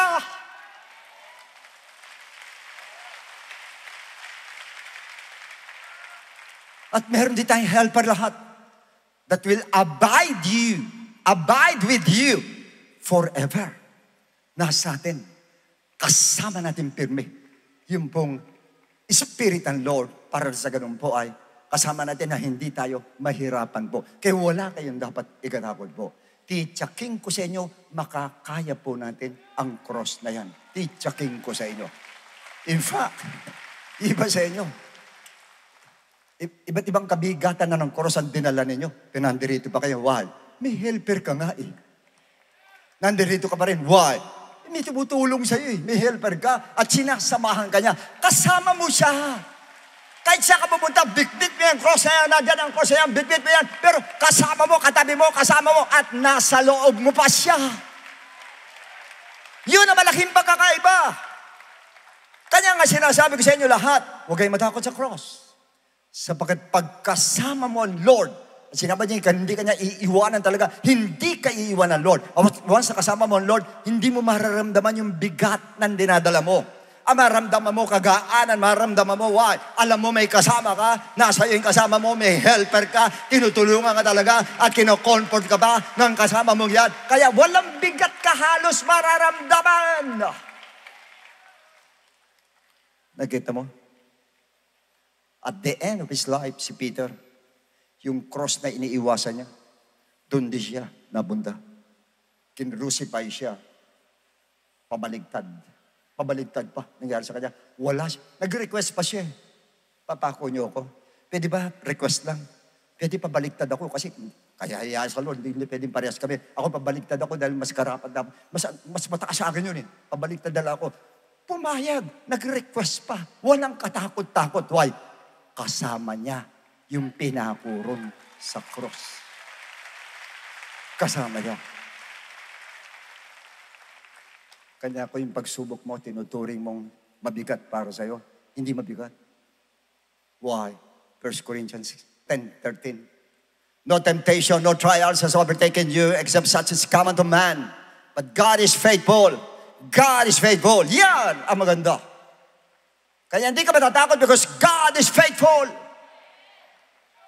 Who will not allow you to be tempted beyond what you are able. Hindi ka niya papapasanin ng isang krus na lalagpas sa kakayanan mo. But when the temptation will also make the way to escape that you may be able to bear it. Siya gagawa ng paraan para makayanan mo. Yang cross na yan, ang Diyos na ang gagawa ng paraan. Kaya sa parte ito, sa atin lahat na nandito, huwag kayo matakot sa cross. Matakot kayo pag hindi nyo binitbit ang cross na yan. Dahil ang bibitbitin nyo ang cross ng world na si Satanas ang magpapabitbit po sa atin. Galing na tayo dyan. Nung wala tayo sa Lord, ang binibitbit natin ang cross ni Satanas. Wala tayong, grabe sa problema natin, halos wala tayong pag-asa. Sa kasalanan, wala tayong magawa. Talagang tanggap tayo natin, pero tanggap pa rin tayo, hindi tayo makatanggap talaga. Why? Kay Satan, ang cross natin nun. Pero ngayon, pag cross ng Lord, ang binitbit mo, ako na magsasabi sa iyo, matutuwa ka pa dahil nakasama ka sa hirap ng ating Panginoon. So, purihin ng Diyos, mga kapatid. Sana po sa maikling message ng Lord na yan, sa unang subject natin, yan po ang ating tatandaan pirmi. Ang number 1 po, pag sinabi disciple ng Lord, you must take up or carry your own cross and follow. Tumayo po tayo lahat, mga kapatid. Ay nagalangin. I have decided to follow Jesus. I have decided to follow Jesus. I have decided to follow Jesus. No turning back, no turning back. I have decided to follow Jesus. I have decided to follow Jesus. I have decided to follow Jesus. No turning back, no turning back. Brothers and sisters, alam ko po, marami sa atin, nabibigatan ka. At halos hindi mo makaya yung cross na dinadala mo. Pero isang bagay masasabi ko sa iyo, baguhin mo lang yung isip mo tungkol sa cross na yan. Hindi yan kabigatan. Yan ay patunay na ikaw ay disipulo ng ating Lord. At itiwala mo lang sa Lord lahat at magugulat ka. Punta ka rito na bibigatan, uuwi kang nagagaanan ka dyan sa cross na yan. Just trust God. Itiwala mo lang sa Lord. Itiwala mo sa Lord. Ang Diyos ang bahala po sa atin lahat. In fact, sinabi ng Lord sa Matthew 11:29, carry my yoke. My yoke is easy. Magaan ang aking yoke. Yung pamatok, magaan sa atin, Lord. Kung magaan yung pamatok, yung cross na dinadala natin, magaan din. Dahil ang kamay ng Lord nandoon din sa cross na yon habang dala-dala po natin. Importante lang mapakita natin sa Lord, you are willing to carry, to take up that cross and carry it, bitin po natin for the sake of your calling to discipleship. Yun po ang kailangan natin gawin. Yuko natin ang ulo natin, tayo manalangin. Dakilang Diyos, napahatid ko na po, Panginoon, ang mensaheng gusto mong pahatid sa mga anak mo. Sa umagang ito, Lord, ay pinakita mo sa amin, pinagtibay mo sa amin po Na hindi kami magiging disciples kung di namin bibit-bitin ang cross na siyang naka-assign para sa amin po. Panginoon ko, pinakita mo naman sa amin ang pagkakaiba ng cross mo dinala at mga cross na dinadala namin, Lord. Malaking hamak na magkaan ito, Panginoon. Sapagkat ito'y sa lamang cross na patibay na kami mga disciples mo, Panginoon. Pero gayon pa man, hinihiling ko sa iyo, Lord. Tulungan mo po ang bawat isa, Lord. Tulungan mo maging magaan sa amin, Lord, ang cross na ito. Upang na sa ganun, O Diyos, ay mapakita namin sa iyo na kami po lahat ay tunay na disciples, Lord. Kung minsan halos hindi namin kaya, Panginoon, dahil ang mentality namin, O Diyos, ay kami mag-isa lang ang bumibitbit. Samantalang hindi naman alam, kasama ka sa bumibitbit dito, Lord. Kanya dapat po nandun ang kagaanan sa amin. Kaya twist mo mind namin, Panginoon, at iset up mo mind namin, Panginoon, na ikaw mismo, Lord, ang tumutulong sa amin para makayanan namin ang lahat ng ito na siyang sagisag ng aming pagiging disciples mo, Panginoon ko. Kaya mula sa araw na ito, Diyos, sino man may bitbitin, Panginoon, yung kalang kabigatan ay palitan mo ng kagaanan, Panginoon. Walang kaguluhan, palitan mo ng kapayapaan, Lord. Ang kanilang kalungkutan, palitan mo ng kagalakan, Panginoon. Para habang bitbit namin ito, ay madama namin, Panginoon, na ikaw mismo, Panginoon, ang siyang tumutulong sa amin, Ama. Marami po salamat, Lord. Patuloy kami pinupuri, tinataas niya, dakila.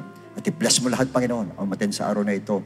At tulutan mong bumalik kami sa Sanlinggo para muli matutunan ang pagiging disipulo mo, Lord. Marami po salamat, Lord. And this we ask in Jesus' name. Amen and Amen.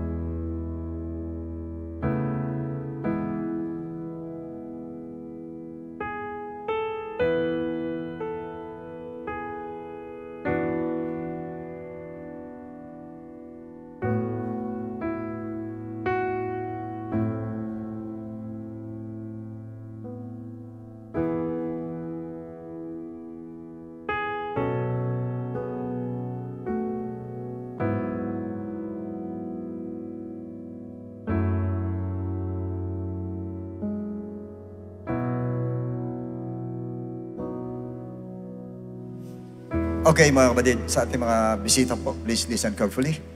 Thank you so much sa inyong pagdala po sa araw na ito. Salamat po sa inyong sa paanyaya sa inyo na inyo pong pinagbigyan kami na kayo pumarito po. Narinig niyo ang ating mensahe po sa araw na ito, ang pagiging disipulo ng ating Panginoon po ay napaka-importante sa atin po. But of course, bago tayo maging disipulo ng Lord ay may dadaanan tayong proseso po. Una po, kailangan maniwala tayo, have to believe in the gospel of Christ.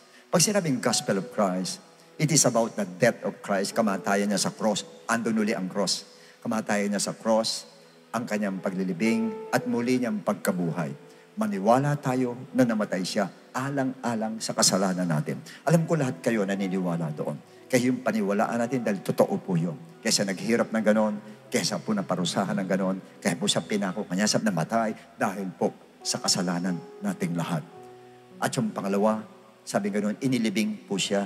At pangatlo ay siya'y nabuhay na magmuli. Yung tatlong yon, paniwalaan po natin. Namatay siya alang-alang sa kasalanan natin, nilibing siya, at muling nabuhay sa ikatlong araw. Pero ang paniniwala po ay hindi sapat. Pagkatapos natin maniwala ay susundin po natin yung ebanghelyo ng Lord. Paano natin susundin yung namatay siya, nilibing siya, nabuhay siya? Well, ang susi ng langit binigay kay San Pedro, alam natin yan. Pero kung titignan natin maigi po, sinabi niya ang susi sa Acts 2:38. Kasi nagtanong yung mga tao, Pedro, anong gagawin namin? At alam ko, nasa kaisipan niyo yun. Anong gagawin namin para kami maging disciple ng Lord? Yung first step na gagawin namin. Alam ko, nasa isip ninyo. Una, sinabi ni Peter, repent. Magsisi kayo ng inyong mga kasalanan. At lahat tayo dapat magsisi dahil lahat po ay nagkasala. At kayo nanonood sa television. Lahat tayo nagkasala. Walang hindi nagkasala po. Kanya lahat tayo nagkasala, kanya lahat dapat magsisi po. At ang pangalawa po, pabautismo kayo sa pangalan ni Jesus. Ang bautismo po ay lubog po mula ulo hanggang paa. Alam ko lahat kayo binautismo nung bata tayo, winisikan tayo. Hindi po wisik yan.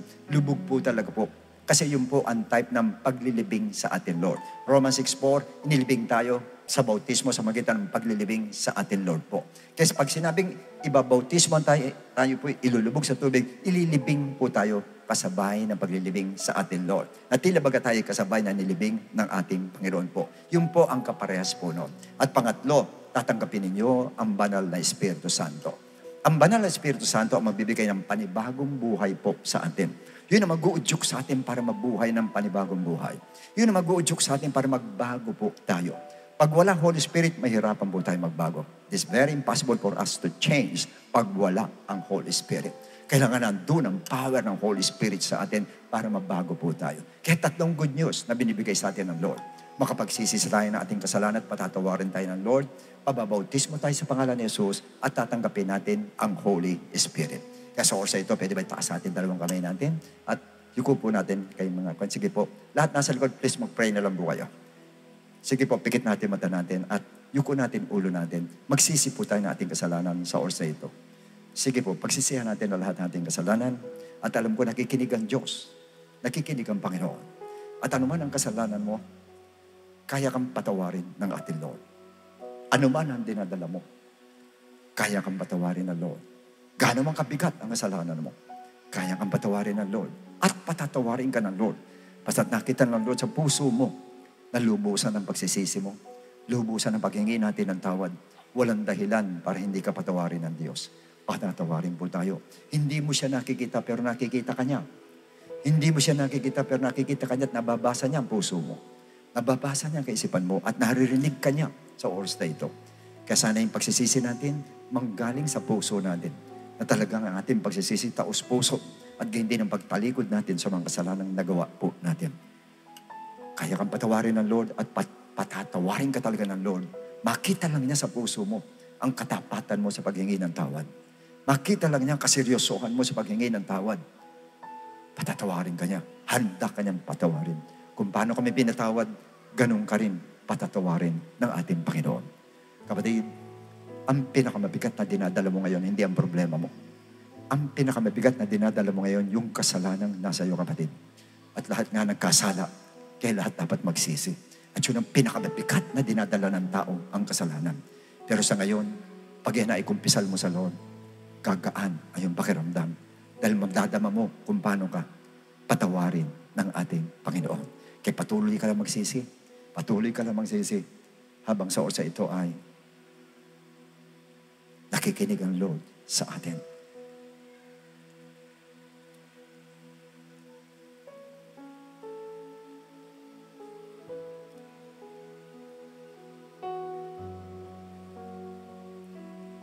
At sa oras ito, sumunod kayo sa maikling panalangin ito ng pagtanggap. Sumunod po kayo sa akin. Just close your eyes and repeat after me, please. Amang banal na nasa langit, Amang banal na nasa langit, sa oras na ito, sa oras na ito, patawarin mo po ako patawarin mo po ako sa lahat ng aking kasalanan. sa lahat ng aking kasalanan. Pinagsisisihan ko lahat Pinagsisisihan ko lahat ang nagawa kong kasalanan na nagawa kong at kasalanan. handa kong talikuran. Handa akong talikuran. Panginoong Jesus, Panginoong Yesus, nananampalataya ako nananampalataya po na ikaw ay namatay ikaw ay namatay sa krus ng Kalbaryo. sa krus ng Kalbaryo. Alang-alang sa aking kasalanan. Alang-alang sa aking At sa ikatlong araw, sa ikatlong araw, ikaw ay nabuhay na magmuli. na buhay na magmuli. Panginoong Jesus, Panginoong Yesus, tinatanggap kita tinatanggap kita bilang sariling bilang tagapagligtas. sariling tagapagligtas. Bilang aking Diyos na buhay. Bilang aking Diyos na buhay. At magmula sa araw na ito, Mula sa araw na ito, ikaw nang manguna ikaw nang manguna at magmaneho ng aking buhay. magmaneho ng aking buhay. Salamat po, Panginoon. Salamat po, Panginoon. In Jesus' name, In Jesus' name. Amen and Amen. Amen. Okay, purihin ng Diyos sa ating lahat mga bisita. Thank you so much sa inyo magtanggap. Pero hindi po natatapos yan dyan. Pangalawa po, na-explain po sa inyo. 5 minutes lang po yan. Sumunod lang po kayo sa orange na banner na yun. Sige po, 5 minutes lang po explain po sa inyo. Sige po, diretso lang po tayo. Diretso lang po tayo.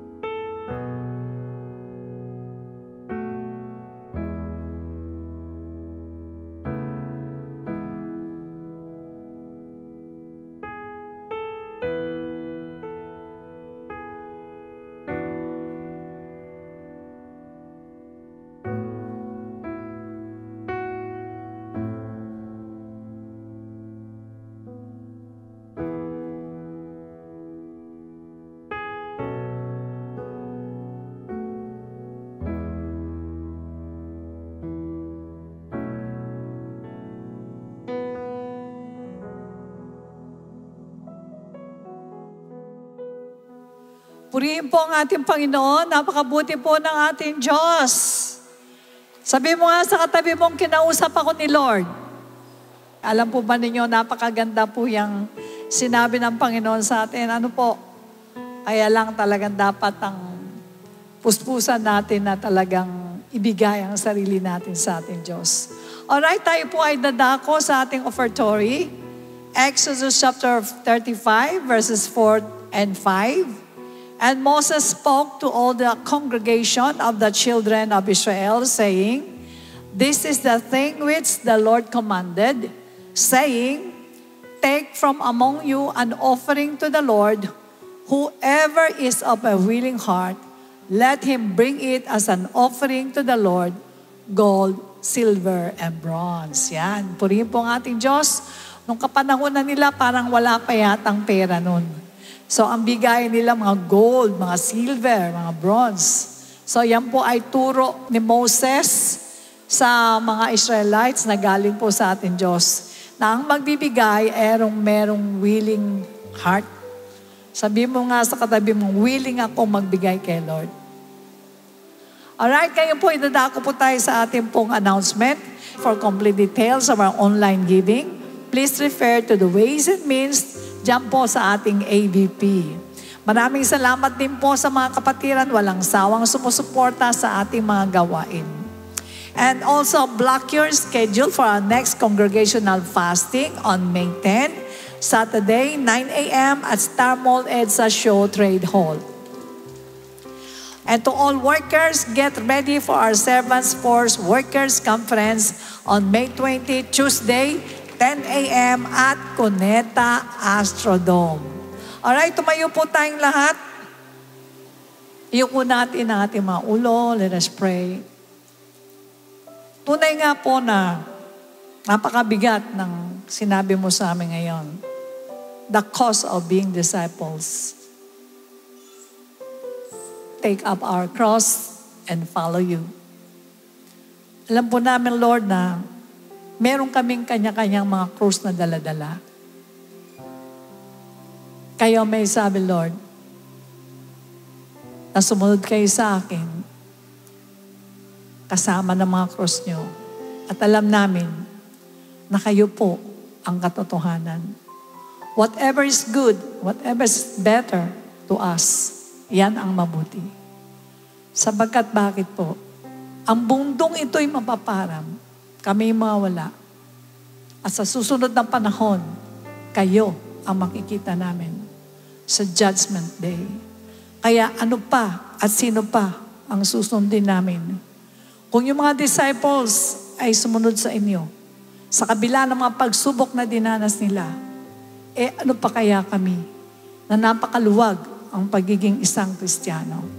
Kaya Ama, tinataas namin ang aming mga sarili, Lord, sa lahat na napakinggan namin kung paano maging isang true disciples, ilagay mo, isiksik mo sa aming isipan, sa aming mga puso ang desire na maging isang tunay na disipulo. Sapagkat nakita namin, Lord, na napakaganda ng plano mo po sa amin. Tunay nga po napakalaga ng isang kaluluwa na madala sa harapan mo. At kung marami kaming mga ayaw maging disipulo, paano maliligtas sa mga taong ito? Andirito kami, napakarami po namin. Kaya dalangin namin, Lord, na ipunla mo sa aming puso, isip, ang desire na maging isang tunay na disipulo, Lord God. Na walang sisinuhin, walang katatakutan, kundi kayo lamang at maglingkod kami sa inyo ng buong katapatan. Alisin namin, Lord, ang too much ambition sa lupang ito, sapagkat walang buhay o tao na nanantiling buhay. Kaya Ama, masarap po ang pagkain, pinakain sa amin, Lord, ang aming beloved Bishop. Mabigat, purit maganda ito sa aming pong pangkaluluwa. Inataas namin, Lord, ang bawat isa. Ang mga kaisipan ay puspusin mo ng katalinuhan na alam pumili kung ano ang dapat piliin, na alam sundin kung sino ang dapat sundin. Ganon din po, O Diyos, sa mga pisikal na pangatawan. Ilayo mo, Panginoon, sa lahat ng gawa ng kaaway, na wala nang hinangad ng kaaway namin, kundi mangwasak, manira, at punlaan ang mga sakit ang mga tao. And even your mga anak mo ay pinupunlaan ng mga sakit. Ngunit sinasaway namin sila in the name of Jesus na lumayo po sila sa bawat isang Kristiyano, Panginoon, na nagbigay at nag-alay ng kanilang mga buhay. Kaya wala po kaming gagawin kundi ang alay namin ng masirig sa iyo and take up our cross and follow you. Lord God, pagpalain mo rin ang lahat ng mga tao na lumapit dito kanina, na sila ay maging isang tunan ng disciples, Lord, na hindi lamang ngayon sila nakinig ng salita ng Diyos, na hindi lamang sila ngayon mabautismuhan, kundi dalhin mo sila, Lord God, sa inyong harapan at gawin mo ring disciples.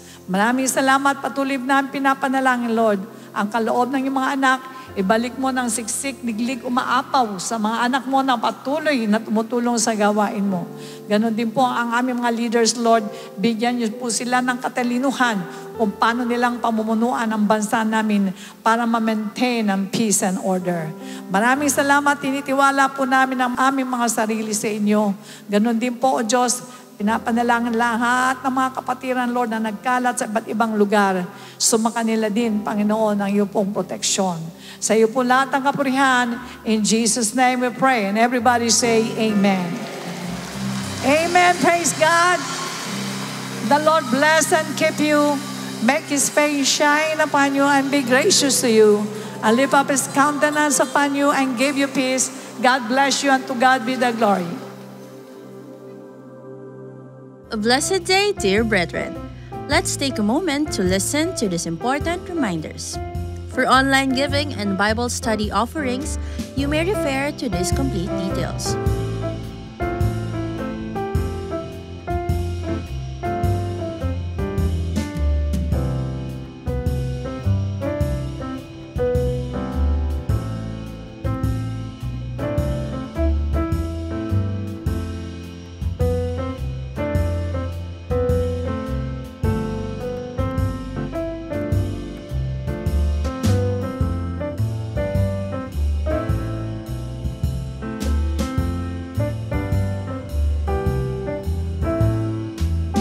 To all who give via check, please indicate the correct account names. Checks payable to Project G Code, account name Project G-Code Ministry. Checks payable to tithes, account name is Jesus Christ to God Be the Glory Church International Incorporated. If you would like to schedule a baptism or a one-on-one counseling session, feel free to contact us through the numbers displayed on the screen, or send us a message on our official Facebook page. We are excited to share these church updates to keep us spiritually filled. Be part of a meaningful Sunday that will bring more passion into our hearts. Join our on-site worship service next Sunday at Cuneta Astrodome. Service starts at 9 a.m. Let us seek the righteousness of the Lord and thirst for His presence even more. Join us for our congregational fasting on May 10, Saturday, at Star Mall Edsa Shaw Trade Hall. Our first devotion begins at 9 a.m.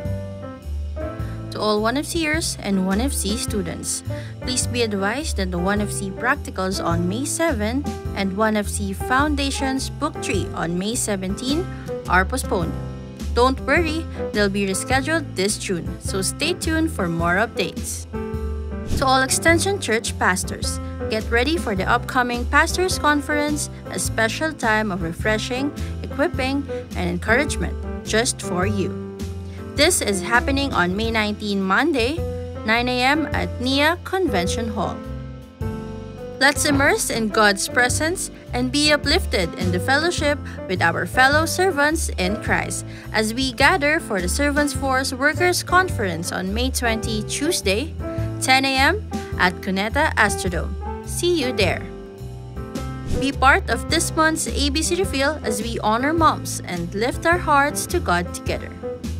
Join us on May 28, Wednesday, 6:30 p.m. at Oriental Palace, Tomas Morato. Registration fee is 900 pesos per head. Attention, 1FCers! The 1FC Lounge is now open for your discipleship sessions. You can find us at the press room just beside the baptism area. We are open from 7:30 to 8:30 in the morning. Feel free to drop by, settle in, and make the most of your 1FC time. See you there! Catch IDO4 songs on various platforms. Via Shuffle TV, airing on A to Z Channel 11, Monday to Friday at 5 a.m. and Saturday and Sunday at 6 a.m. and at Light TV Channel 33, Monday, Wednesday and Friday at 12 noon and Saturday and Sunday at 6 p.m. Via One Radio, through Radyo ni Juan program, Monday to Friday and Sunday from 1 p.m. to 3 p.m. To tune in, just visit www.oneradio.com.ph or download the One Radio app. One Radio. You're listening to One Radio. Positive and uplifting music that brings you closer to Jesus.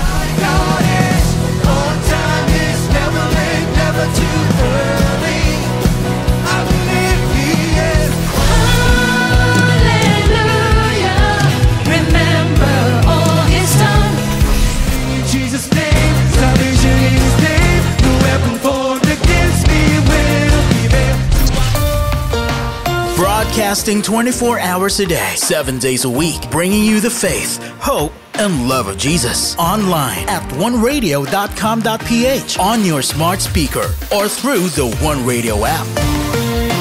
Jesus Music Community. Jesus Music Community. One Radio. Catch the songs of IDO4 and more by downloading the One Radio app, available on the Google Play Store and the Apple App Store.